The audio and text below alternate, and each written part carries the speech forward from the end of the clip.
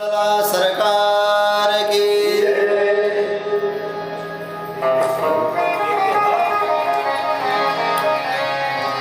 मेरे भगवान ठुमक ठुमक महाराज नृत्य करते हुए अयोध्या की गलियों में भ्रमण करते हैं और भोलेनाथ और समस्त महाराज ज्ञानी भक्तजन आनंद लेते हैं।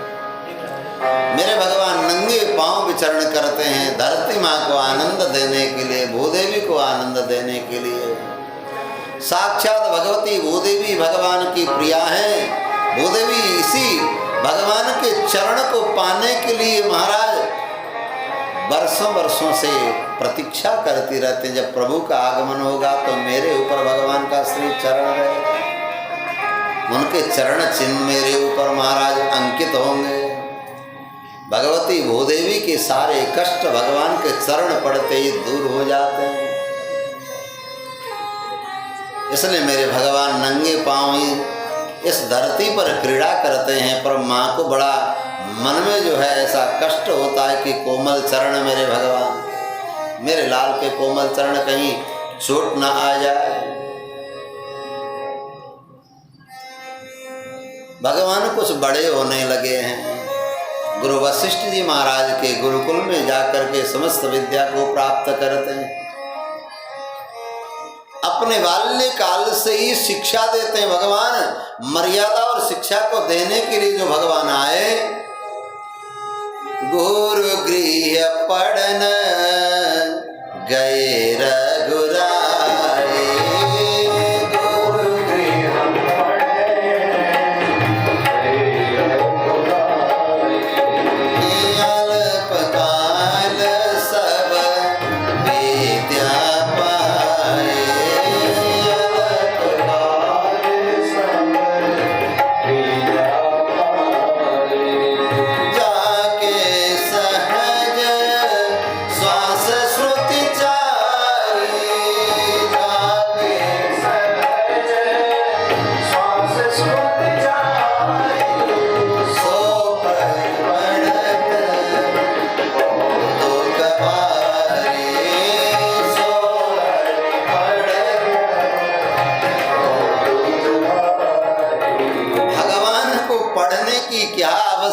कहते हैं जिनके साज श्वास ही 4 वेद हैं, फिर भी भगवान मर्यादा को दिखाने के लिए गुरुकुल में जाकर तद्विद्य प्रणिपातेन परिप्रश्नेन सेवया, अपने गुरु के सन्निधि में महाराज खाली हाथ न जाएं। ब्रह्मचारी हो तो कुछ समिधा लेकर के जाएं, और गृहस्थ हो तो महाराज अन्न जल फल इत्यादि लेकर के जाएं।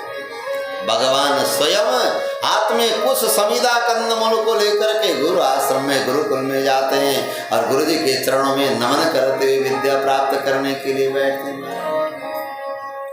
घर में जब रहते हैं प्रातः काल उठने के बाद महाराज माता पिता को प्रणाम करते हैं। अब यहाँ तो सब माता पिता को प्रणाम करने वाले ही आए हैं, नहीं तो आजकल केवल फोन से ही प्रणाम होता है। फोन करते हैं तो प्रणाम करते हैं, घर में आते हैं तो पैर छूना भूल जाते हैं।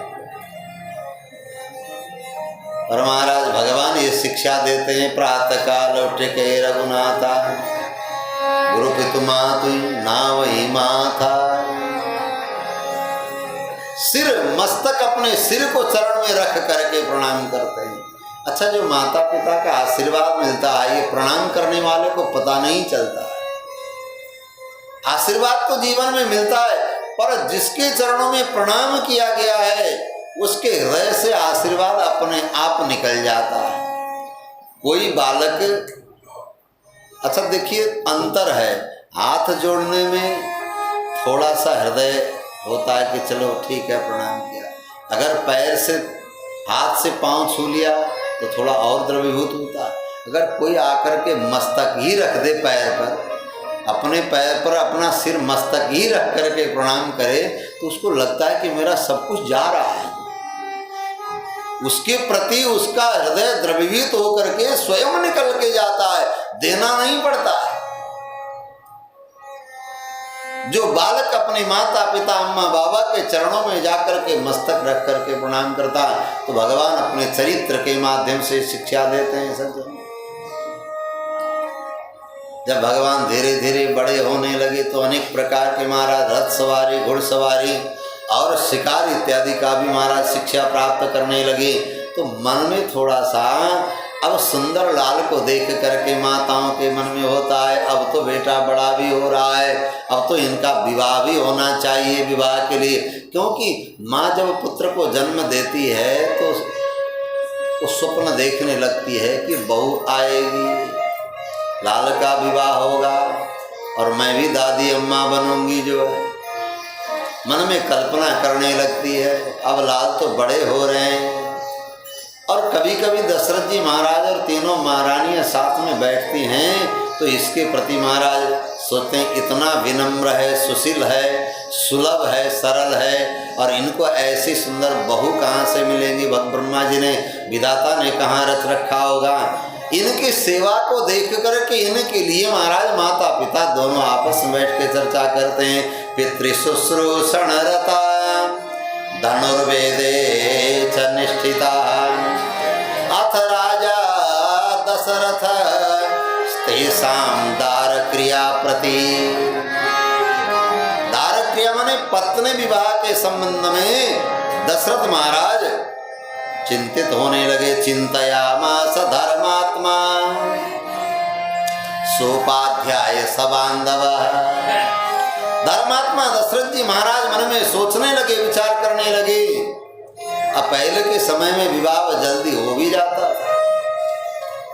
महाराज मेरे भगवान अब 14-15 साल के हो रहे हैं, गुरुकुल से विद्या को भी प्राप्त कर लिया है। अपने मंत्रिमंडल ऋषियों के बीच में बैठ करके दशरथ जी महाराज अपने लाल के विवाह के विषय में जैसे ही विचार कर रहे थे उसी समय इधर विश्वामित्र जी के मन में होता है। जो तपस्वी सिद्धाश्रम बक्सर में रहने वाले विश्वामित्र जी के मन में आया, अरे राक्षस बड़ा उपद्रव करते हैं। रावण का एक अखाड़ा वहाँ बक्सर में था, सिद्धाश्रम में एक अखाड़ा दंडकारण्य में था। इस अखाड़े का मालिक महाराज खरदूषण त्रिशिरा को बना रखा था और वहाँ मारिच स्वभाव ताटकादि उस अखाड़े के मालिक थे और रावण का अखाड़ा वहाँ था महाराज सिद्धाश्रम बक्सर में। और विश्वामित्र जी महाराज वहीं रह करके भजन करते। विश्वामित्र जी महाराज के मन में थोड़ी सी चिंता हो गई। ये राक्षस बड़े उपद्रव करते हैं और संत मुनि दुखी बहु होते हैं, यज्ञ पूर्ण होने नहीं देते। भगवान के बिना इनका वध कौन करेगा। चिंता कर ही रहे थे। ध्यान दृष्टि से देखा तो साक्षात भगवान का अवतार हो चुका है, प्रागट्य हो चुका है।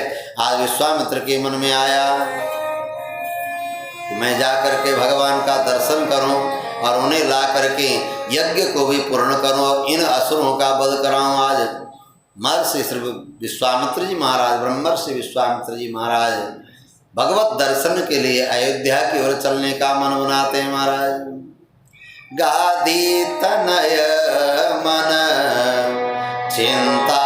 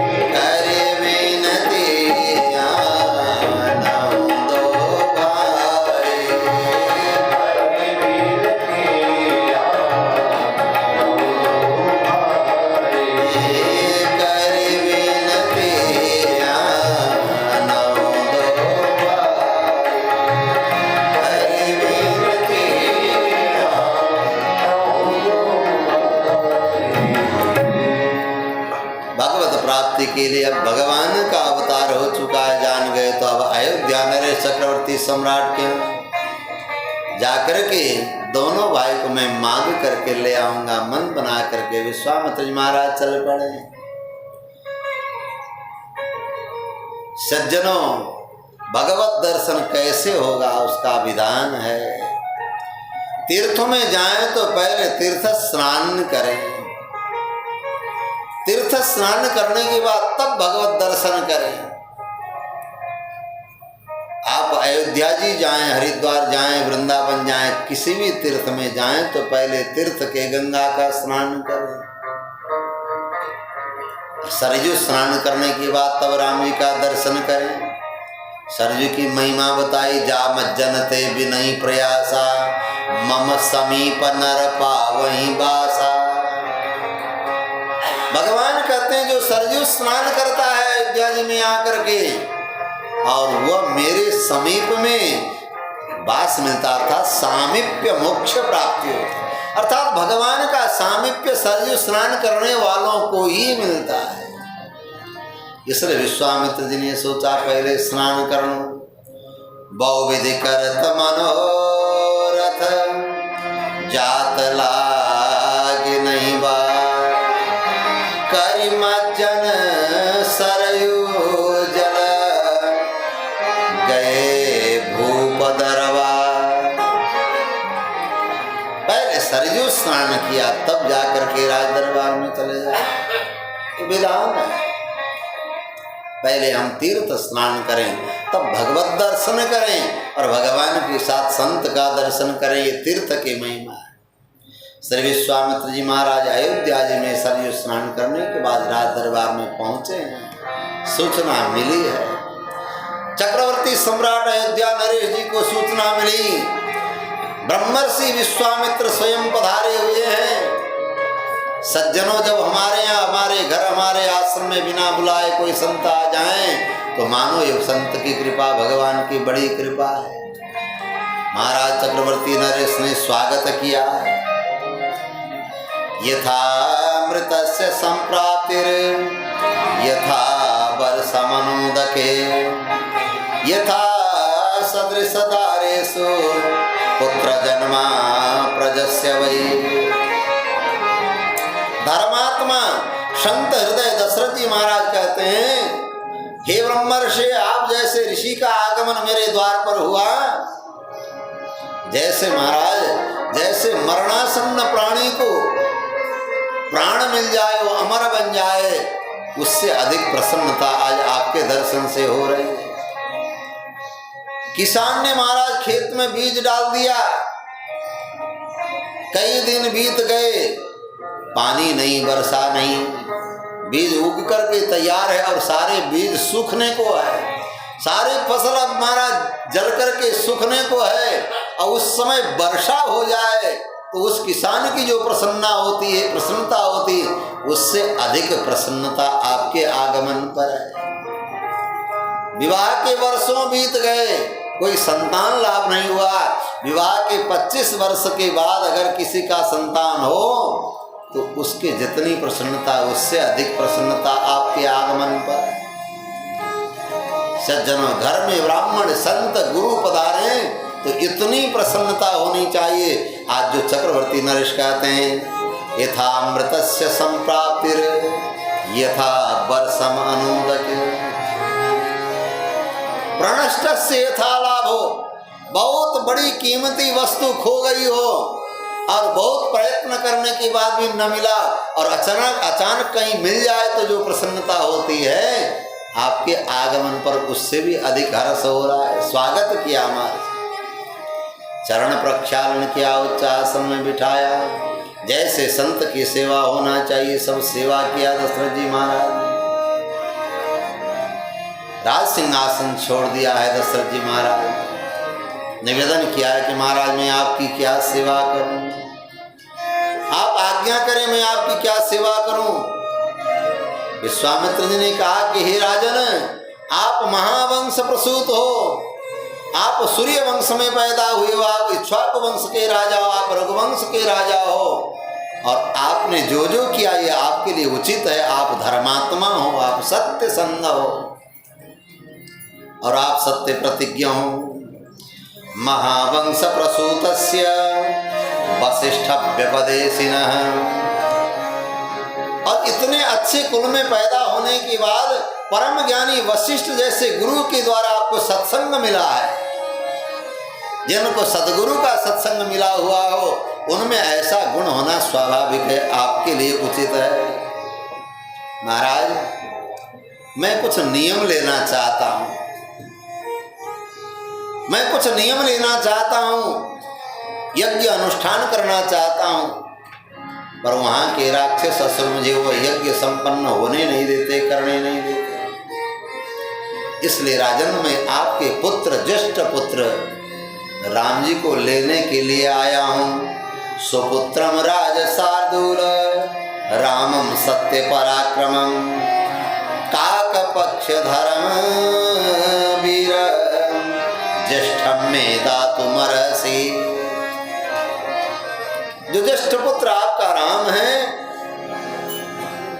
वो आप मुझे प्रदान करो, मैं उन्हें लेने के लिए आया हूं। मुझे और कुछ नहीं चाहिए, मुझे धन संपत्ति राज्य स्वर्ण वस्त्र भूमि अन्न कुछ भी नहीं चाहिए, मैं तो आपका पुत्र लेने के लिए आया हूं। इतना सुनते ही महाराज दशरथ जी का बदन फीका पड़ गया, मानो मूर्छित होने जा रहे। जैसे कदली के पत्ते हवा चलने पर कांपते हैं उसी तरह कांपने लगे। मुहूर्तम व निसंग वाल्मीकि भगवान कहते हैं एक मुहूर्त तक उनको कुछ होश हवास नहीं रहा। अरे मैंने पहले ही कह दिया कि महाराज क्या सेवा करूं, आज्ञा करें, और इन्होंने ऐसी आज्ञा करी कि राम जी को देने के लिए राम जी को मारा। उनके बदन चेहरे को देखकर, भाव को देखकर विश्वामित्र जी महाराज समझ गए, समझाने लगे राजन आप जिन राम को केवल पुत्र रूप में मानते हो, केवल ये आपके पुत्र नहीं है। राम तत्व क्या है, श्री राम जी कौन है, श्री राम जी क्या है, उनका पराक्रम, उनका ऐश्वर्य, उनका तेज कितना है आप नहीं जान सकते हो, क्योंकि आपका पुत्र होने से आप तो केवल बाल स्वरूप में, जैसे जहां अति प्रेम होता है, माँ बेटा बड़ा भी हो जाए तो उनको लगता है छोटा ही, अब ये क्या कर पाएगा, कुछ नहीं कर पाएगा। विश्वामित्र जी ने समझाया राजन जिन राम को हम जानते हैं उन राम को आप नहीं जानते, आप तो केवल पुत्र रूप में जानते हैं। अहम वेदमि महात्मानं रामं सत्य पराक्रमं वसिष्ठोऽपि महातेजा ये चे में तपस्वी स्थिता। हे चक्रवर्ती नरेश, जो राम जी को आप जो राम समझ रहे हैं वो वास्तव में केवल उतना ही वो राम नहीं है। उन राम को तो अगर जानना चाहो तो आपके गुरु वशिष्ठ जी बताएंगे, राम जी के स्वरूप को तो वशिष्ठ जी जानते हैं। और अहम वेदमी, राम जी कौन है और राम जी का पराक्रम क्या मैं जानता हूं। और जो जो संसार का प्रपंच परित्याग करके जो तपस्या में लीन है वो सारे ऋषि महर्षि राम जी को जानते हैं, राम जी का वैभव, राम जी का ऐश्वर्य जानते हैं। इसलिए राजन आप राम जी को प्रदान करें। रामम में दातुमरसी। दशरथ जी महाराज सुनकर के बड़े दुखी होते हैं, कहे कि महाराज आपसे निवेदन करूं, यदि आपको युद्ध ही राक्षसों का वध ही करना है, आप राक्षस के अत्याचार से दुखी हैं, तो आप हमें ले चलें, हम सारी सेना को लेके चलते हैं और आपका यज्ञ संपन्न कराते हैं। अरे मेरा ये बालक राम अभी तो ये छोटा सा है, और महाराज आप जानते हो क्षत्रिय का युद्ध धर्म होता है, युद्ध नीति होती है, और युद्ध धर्म में जब तक 16 साल का बालक न हो, राजकुमार न हो, तब तक वो हमारा युद्ध भूमि में जा नहीं सकता। 16 साल के बाद ही उसको युद्ध क्षेत्र में, युद्ध भूमि में जाना चाहिए। और मेरा राम तो अभी छोटा है, अभी 16 साल का नहीं हुआ है। 16 वर्षों में रामो राजीव लोचन न युद्ध योग्यता पश्यामि सह राक्षसै। जब शास्त्र नीति बताता नहीं कि महाराज आदेश नहीं देता 16 साल से पहले वो युद्ध भूमि में जाए, तो मेरा राम कैसे जाएगा युद्ध करने। और राक्षस कूटनीति को जानने वाले वो धर्म युद्ध नहीं करते, वो तो महाराज अधर्म युद्ध करने वाले होते हैं। इसलिए मैं चलता हूँ, सेना को लेकर मैं चलता हूँ। विश्वामित्र जी ने कहा कि नहीं राजन, जो आपने वचन दिया है, आप आज्ञा करो, मैं प्रदान करूंगा, आपकी सेवा करूंगा, तो मैं तो राम जी को ही लेके जाऊंगा। अंत में दशरथ जी महाराज ने कहा कि मुनिवर, आपने बिना विचारे जो आदेश दिया, मांगने वाले को भी तो ये सोचना चाहिए कि अगला क्या वो दे पाएगा नहीं दे पाएगा। अगर कोई देने के लिए कह दे महाराज आप आज्ञा करें, आप आदेश दें, क्या सेवा करूं, तो भाई याचना करने वाले को भी तो विचार करना चाहिए कि वो कहां तक और कितना दे सकता है। तो आपने बिना विचारे मांगा। आपको ये सोचना चाहिए था कि चक्रवर्ती नरेश दशरथ क्या राम को दे सकता है नहीं दे सकता, ये बिना विचारे आपने मांगा कैसे। कि देखिए सीधी सी बात, 60,000 वर्ष बीत गया जीवन में प्रतीक्षा करते करते, तब जाकर के ये पुत्र रत्न भगवान ने दिया है। ऐसे मेरे छोटे से पुत्र बालक को मैं राक्षसों के बीच में युद्ध के लिए झोंक नहीं सकता, मैं दे नहीं सकता।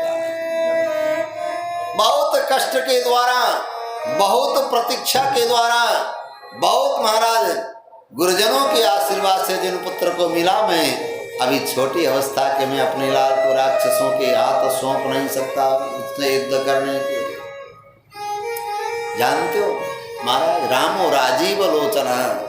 राजीव लोचन माने, राजीव माने होता है कमल, राजीव माने होता है कमल। मेरा राम कमल नयन है। कमल का तात्पर्य, कमल सायंकाल होते ही कमल जो है संपुटित हो जाता और सूर्योदय होने के बाद तब कमल खिलता है। वैसे मेरा छोटा सा लाल है, इनको तो महाराज सूर्योदय के बाद तत्काल नींद आ जाती है और ये सूर्योदय होने पर ही ये जगते हैं।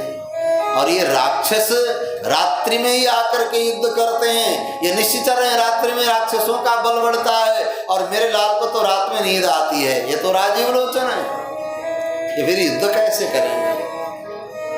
इसलिए मेरा बालक बाल है, छोटा सा है, मेरा बेटा है, इसलिए मैं अपने बेटे को दे नहीं सकता। बालम में तनयम ब्रह्मन नैव दास्यामि पुत्रकम यज्ञ विघ्न करो ते नैव दास्यामि पुत्रकम। चौथे पन पायो सोत चारी,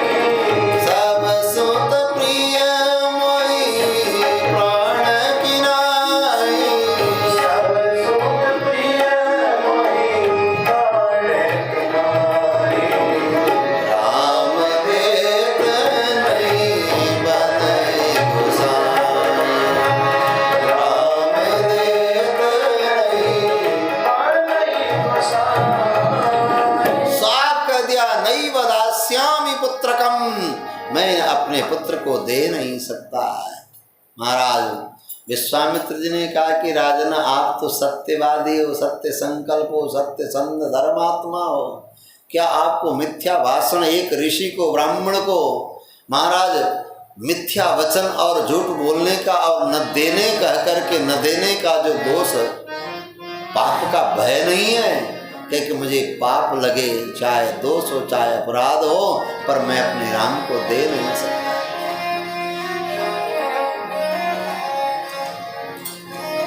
बार बार महाराज निवेदन करते जा रहे हैं, पर दशरथ जी महाराज ने कहा कि चाहे झूठ का पाप लगे, चाहे मुझे नरक में जाना पड़े, पर मैं अपने राम को दे नहीं सकता।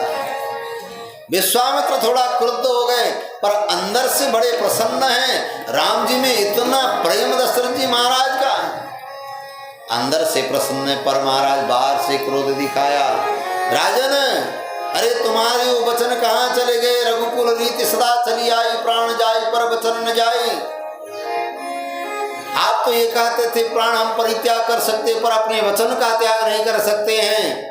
अगर झूठ बोल करके आप सुखी होना चाहते हो तो आप सुखी हो जाओ, मिथ्या प्रतिज्ञा होकर के सुखी रहना चाहते सुखी हो जाओ। हम जा रहे हैं, हम निकल रहे हैं कह करके महाराज थोड़ा सा विश्वामित्र जी क्रुद्ध होकर के आगे बढ़ते हैं, फिर भी कोई असर नहीं पड़ा दशरथ जी के ऊपर।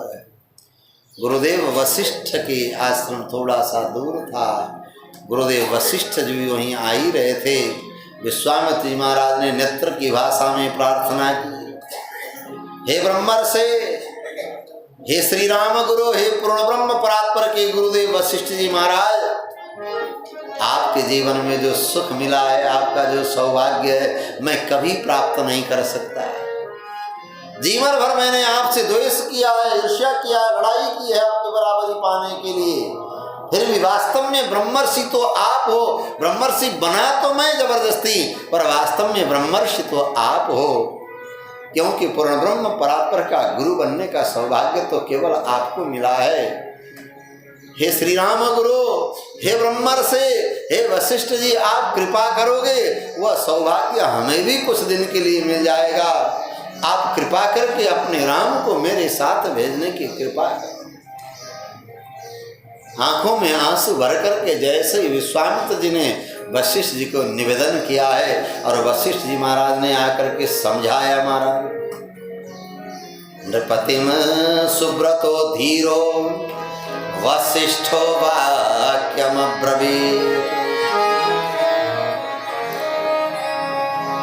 महाराज दशरथ जी को वशिष्ठ जी ने आकर के समझाया, राजन क्या आपने विश्वामित्र को साधारण समझा है? अरे महाराज, ये विश्वामित्र साधारण ऋषि नहीं है, ये स्वयं आकर के आपके द्वार पर आकर के स्वयं राम जी के लिए याचना कर रहे हैं। क्या आपने सोचा कि केवल राक्षसों से युद्ध कराने के लिए, राक्षसों का वध करने के लिए आए हैं? नहीं, मैं जानता हूं विश्वामित्र को, अब इनके संकल्प मात्र से सारे राक्षस समाप्त हो जाएंगे, और इनके पास इतने अस्त्र शस्त्र हैं, इतने चक्र हैं, इतने प्रकार के महाराज वज्र हैं, इनके प्रकार इतने प्रकार के महाराज शक्तिवान हैं, क्या इनके सामने कभी राक्षस टिक पाएंगे? नहीं।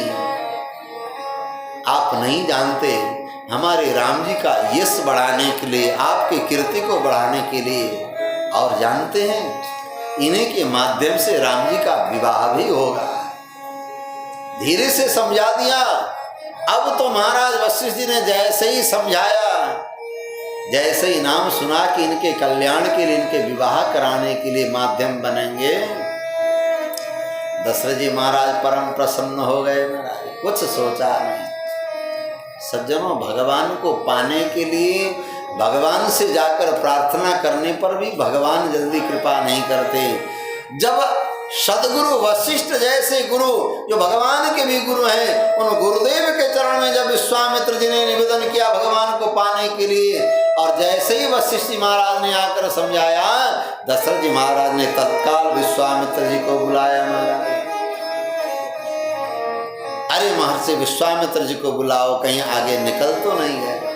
सेवक दौड़ करके गए, क्षमा याचना की, महाराज आप पधारें, चक्रवर्ती सम्राट ने आपको बुलाया है। और वशिष्ठ जी महाराज इधर समझा ही रहे थे, तेसाम निग्रहणे सक्ता स्वयं च कुशिकात्मज। आपने विश्वामित्र के पराक्रम को नहीं समझा महाराज, ये सभी राक्षसों का निग्रह कर सकते हैं, और इन आपके पुत्रों के हित के लिए तव पुत्र हितार्थाय त्वां उपेत्यभियाचते। महाराज, ये विश्वामित्र आज तक किसी के द्वार पर मांगने नहीं गए, जीवन में जिसने कभी याचना नहीं की है, वो आज पहली बार याचना करने के लिए आपके पास आया, आप इन पुत्र को प्रदान करें। अब तो क्या कहना महाराज, राम, हे अभिराम, हे मेरे राम आ जाओ। चक्रवर्ती नरेश ने राम जी को बुलाया। राम जी के साथ तो लक्ष्मण भाई सदैव रहते हैं। भरतलाल जी के साथ में शत्रुघ्न लाल रहते हैं, दोनों की जोड़ी है। राम जी के साथ लक्ष्मण भी आ गए, राम जी का हाथ पकड़ लिया और विश्वामित्र के हाथ में रख दिया। मेरे राम, ये गुरुदेव विश्वामित्र हैं, आज के बाद ये तुम्हारे पिता भी हैं, तुम्हारे गुरु भी हैं, तुम्हारे सब कुछ हैं। इनकी आज्ञा का पालन करना तुम्हारा धर्म है। केवल पिता ने इतना कहा। राम जी साधारण नहीं है, राजकुमार राम हैं, अयोध्या नरेश के पुत्र हैं। कितने सुख पूर्वक विराजते होंगे अयोध्या में एक चक्रवर्ती नरेश के राजकुमार। तो राम जी इतना तो पूछ सकते थे, ये कौन है, कहाँ से आए हैं, कहाँ ले जाएंगे, कितना दिन रहना होगा, वहाँ हमारी कुछ व्यवस्था क्या होगी। अरे इतना पूछना तो कोई अधर्म तो नहीं था। बालक हैं, परंतु मेरे राम जी ने कुछ नहीं पूछा। गुरुर आज्ञा करिए सी, माँ तो पिता प्रभु गुरु के बानी, बिनई विचार करिए शुभ जानी। भगवान वेद के धर्म का पालन करने वाले भगवान